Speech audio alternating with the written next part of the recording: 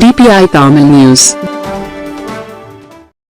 தருமபுரியில் மாற்றுத்திறனாளிகளுக்கு மாவட்ட அளவிலான விளையாட்டுப் போட்டியினை மாவட்ட ஆட்சியர் தொடங்கி வைத்தார்.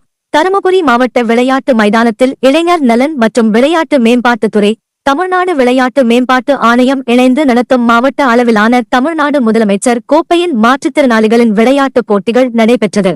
இந்த மாற்றுத்திறனாளிகளின் விளையாட்டுப் போட்டிகளில் மாவட்ட ஆட்சியர் சதீஷ் கலந்து கொண்டு கொடி அசைத்து தொடங்கி வைத்தார். இந்நிகழ்ச்சியில் மாவட்ட ஆட்சியர் கலந்து கொண்டு பேசியதாவது, இதுவரை 10 நாட்களாக இந்த விளையாட்டுப் போட்டிகள் சீரும் சிறப்புமாக அனைத்து இளைஞர்கள், பொதுமக்கள், விளையாட்டு வீரர்கள், மாணவ மாணவிகள், அரசு அலுவலர்கள் என அனைத்து விதமான விளையாட்டுப் போட்டிகளிலும் இவர்கள் பங்கெடுத்துக் கொண்டார்கள்.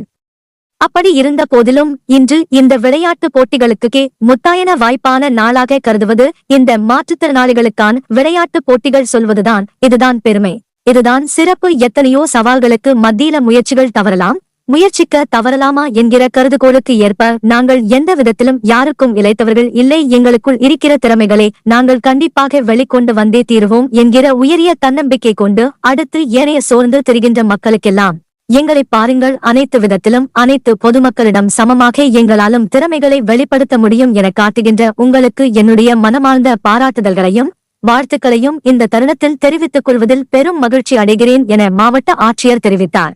இதைத் தொடர்ந்து மாற்றுத்திறனாளிகளுக்கு மாவட்ட ஆட்சியர் டேபிள் டென்னிஸ், இறகு பந்து, ஓட்டப்பந்தயம், கபடி போன்ற பல்வேறு போட்டிகளை தொடங்கி வைத்து பார்வையிட்டார்.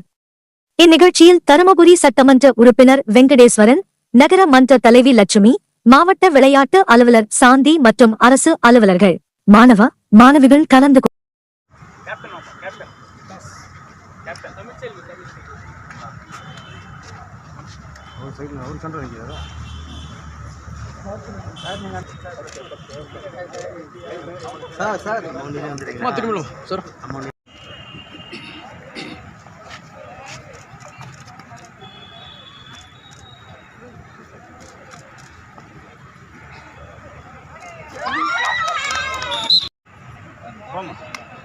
Right.